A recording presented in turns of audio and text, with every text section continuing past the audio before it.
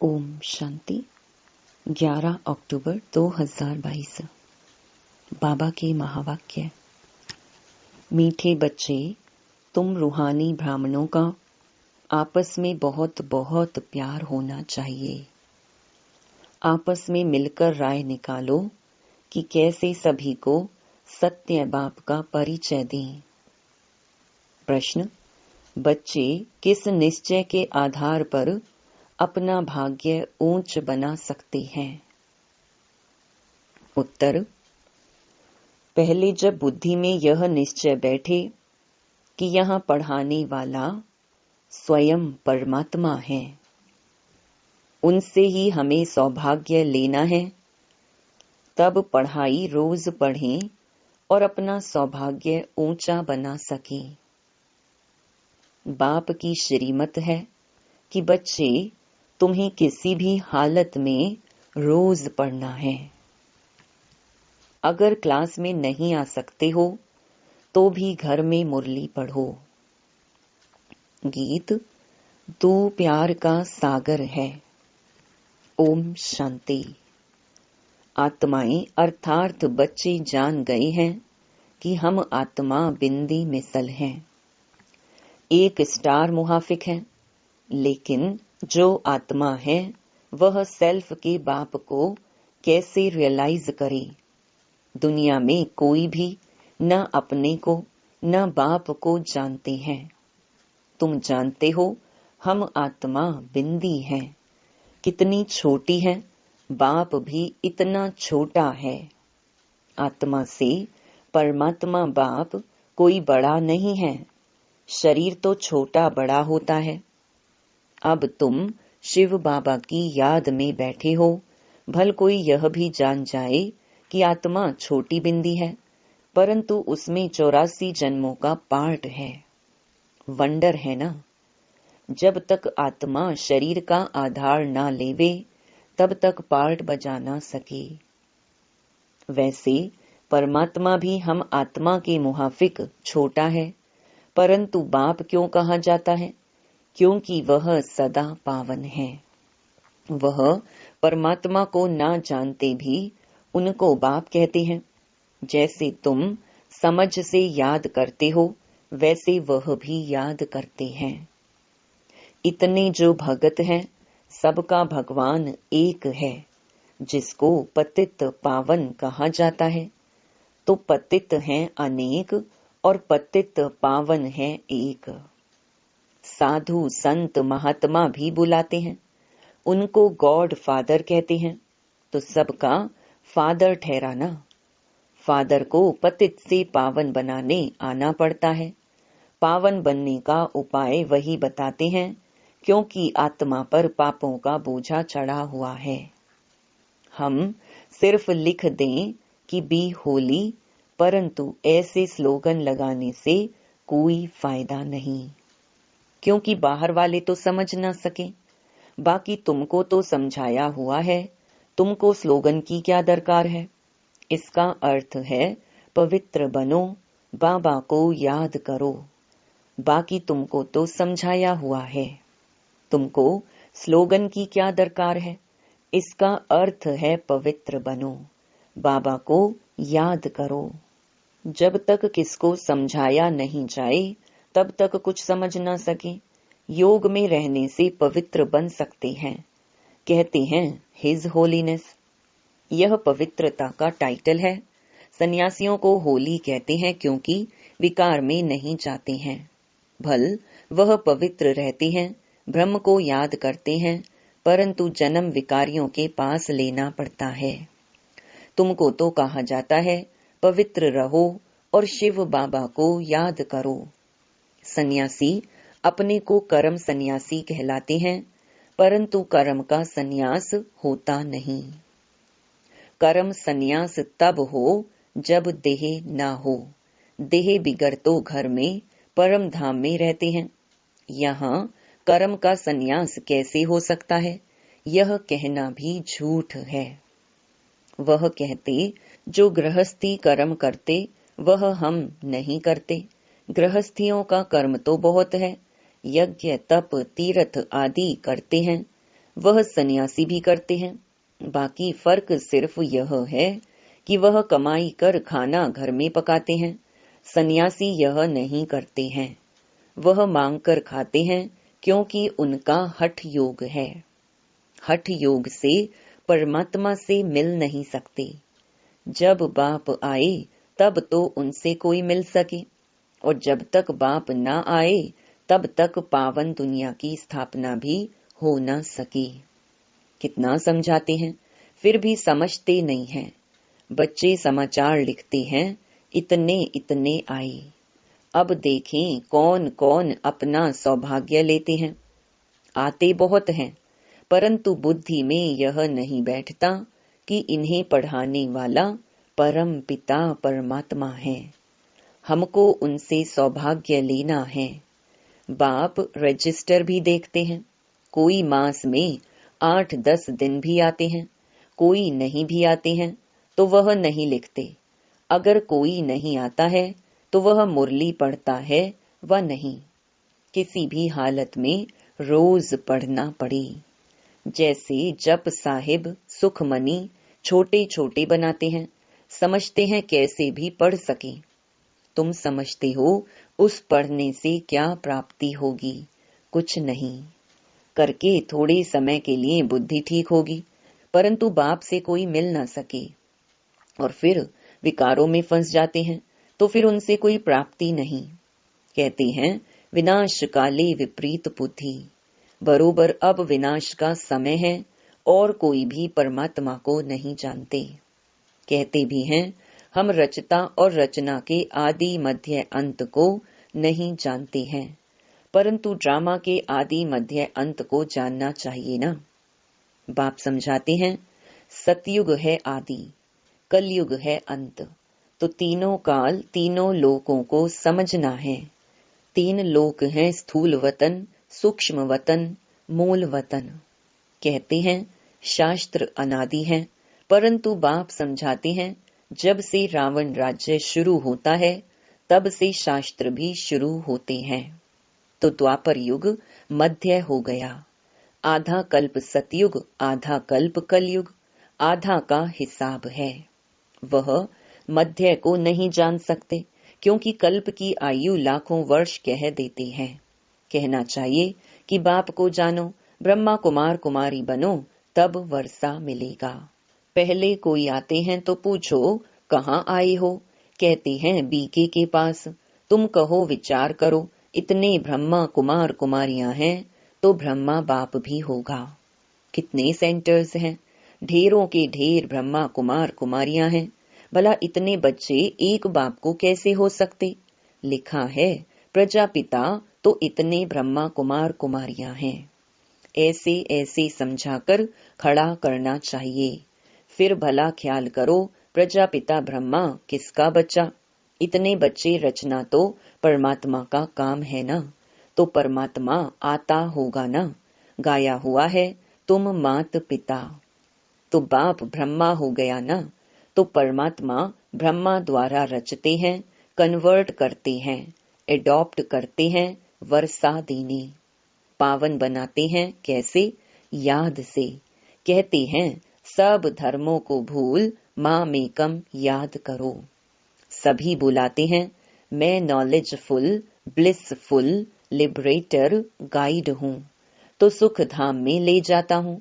सुख कहाँ है? सुख धाम में। अभी बाप ले जाता है शांति धाम में, फिर आते हैं सुख धाम में। यह बातें कैसे याद करें?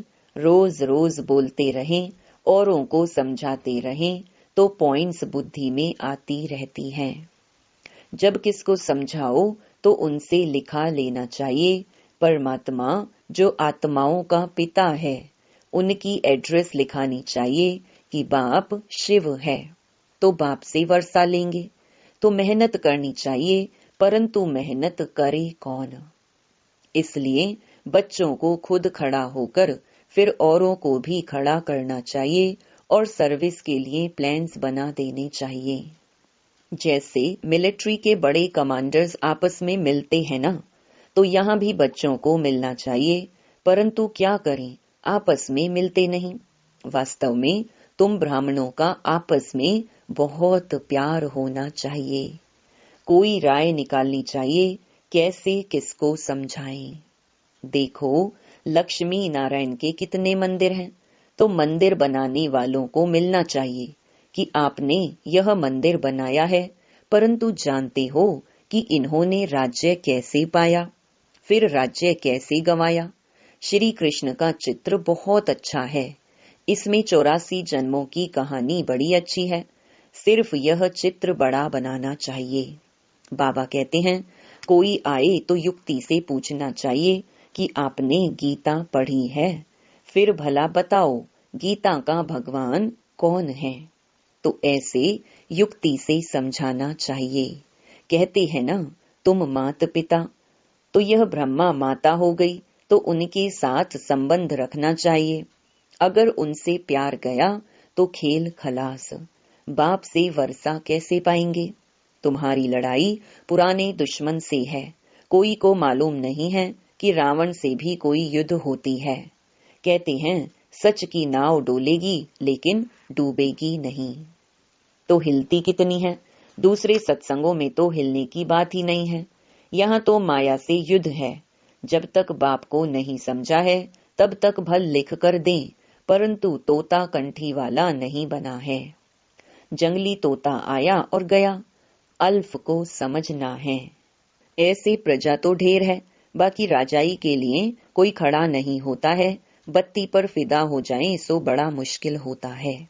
अच्छा, मीठे मीठे सिकिलधे बच्चों प्रति माता पिता बाप दादा का याद प्यार और गुड मॉर्निंग। रूहानी बाप की रूहानी बच्चों को नमस्ते। रात्रि क्लास। तुम बच्चों को बाप का डायरेक्शन मिला हुआ है कि बच्चे बाप को याद करो। बच्चे कहते हैं बाबा फुर्सत नहीं मिलती है। अब फुर्सत कहाँ चली जाती है। जरूर माया तुम्हारा समय ले लेती है। माया भी जबरदस्त तीखी है, जो तुमको बाप को याद करने की फुर्सत नहीं देती। तब तो कहते हो बाबा सारे दिन में आधा घंटा 20 मिनट याद में रहें। कोई मुश्किल ही सारे दिन में 2 घंटा बाप को याद करते होंगे। जो समझते हैं हम 2 घंटा याद करते हैं, वह हाथ उठाओ।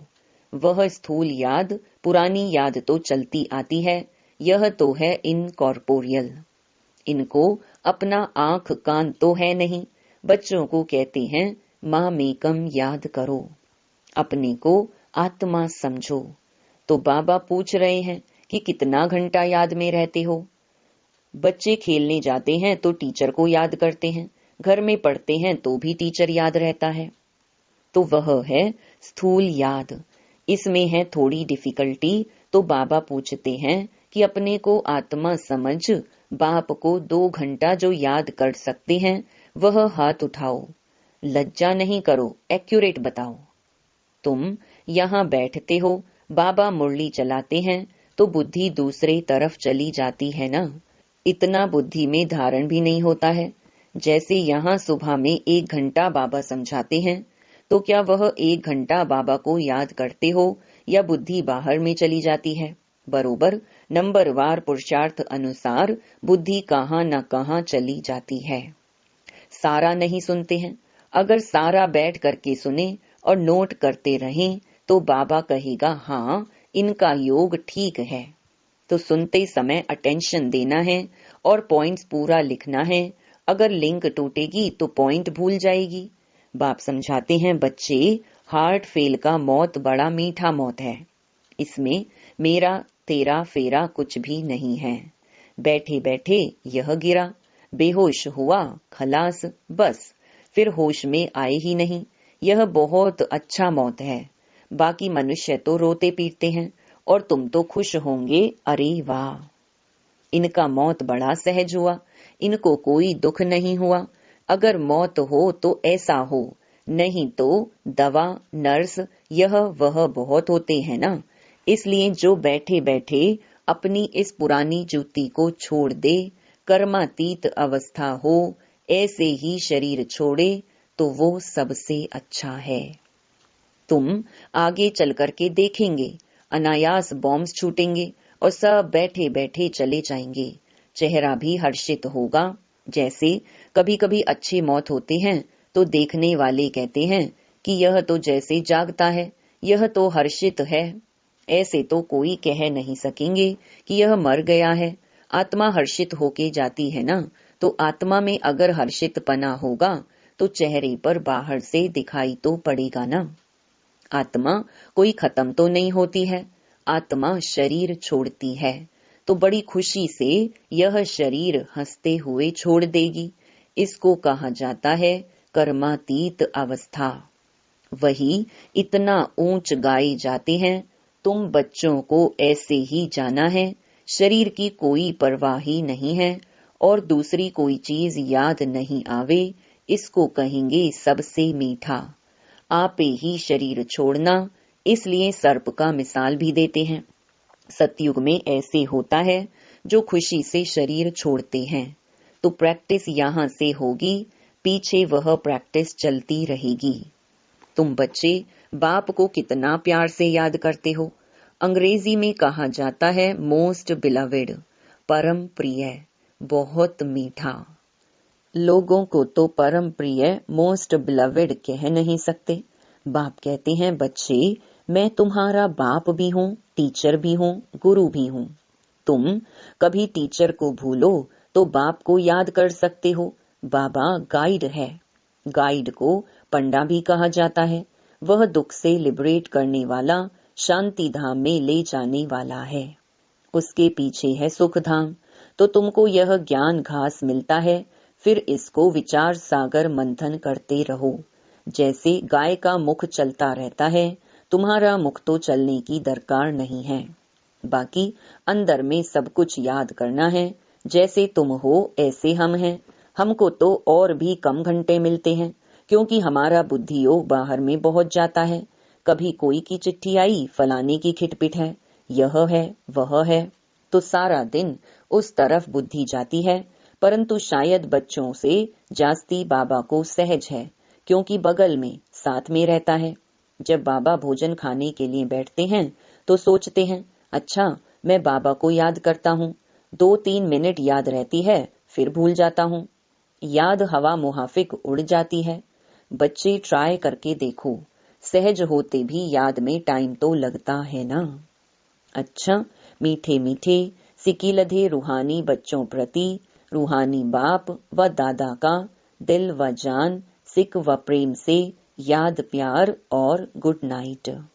मीठे मीठे सिकीलधे रूहानी बच्चों प्रति रूहानी बाप की नमस्ते। धारणा के लिए मुख्य सार। पहला, आपस में बहुत प्यार से रहना है। मिलकर राय निकालनी है कि किस युक्ति से हरेक तक बाप का संदेश पहुंचाएं। दूसरा, यह विनाश का समय है, इसलिए एक बाप से सच्ची प्रीत रखनी है। योग से आत्मा को पावन बनाना है। वरदान, स्वराज्य के साथ बेहद की वैराग्य वृत्ति को धारण करने वाले सच्चे सच्चे राज ऋषि भव।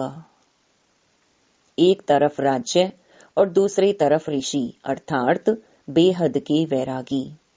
ऐसे राज ऋषि का कहाँ भी, चाहे अपने में, चाहे व्यक्ति में, चाहे वस्तु में लगाव नहीं हो सकता, क्योंकि स्वराज्य है तो मन बुद्धि संस्कार सब अपने वश में है, और वैराग्य है तो पुरानी दुनिया में संकल्प मात्र भी लगाव जा नहीं सकता। इसलिए स्वयं को राज ऋषि समझना अर्थात राजा के साथ साथ बेहद के वैरागी बनना।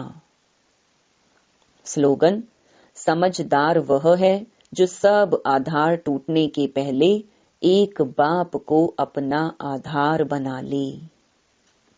ओम शांति।